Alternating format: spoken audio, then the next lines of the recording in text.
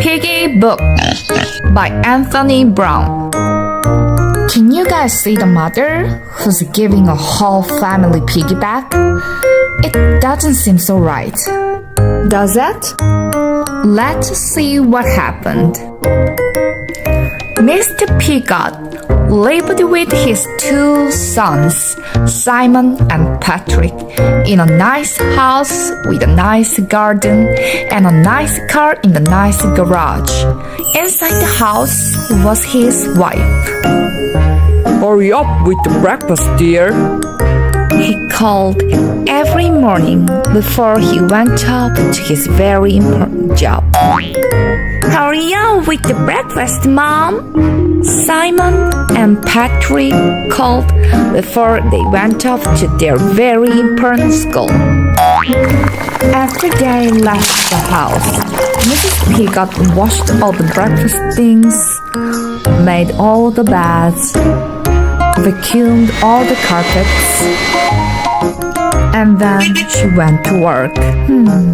Hurry up with the meal, Mom! The boys called every evening when they came home from their very important school. Hurry up with the meal, old girl. Mr. Piggot called every evening when he came home from his very important job.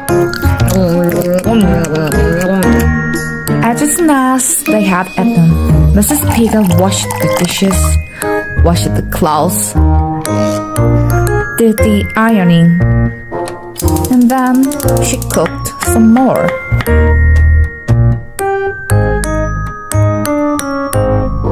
One evening, when the boys got home from school, there was no one to greet them. Where's Mom? Demanded Mr. Piggot when he got home from work.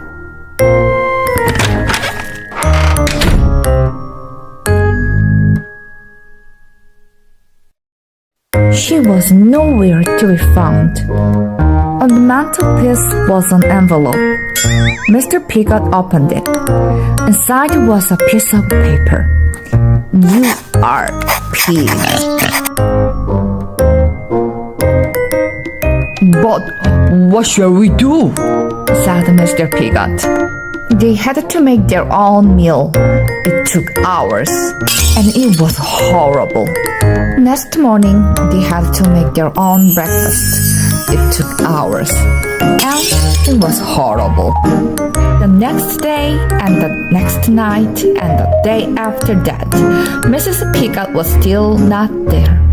Mr. Piggot, Simon, and Patrick tried to look after themselves. They never washed the dishes. They never washed their clothes. Soon the house was like a pigsty. When is Mom coming home? The boys squealed after another horrible meal. How should I know? Mr. Piggot grunted. They all became more and more grumpy. One night, there was nothing in the house for them to cook. We'll just have to root around and find some scraps, snorted Mr. Piggot. And just then, Mrs. Piggot walked in. Please come back, they snuffled. So Mrs. Piggot stayed.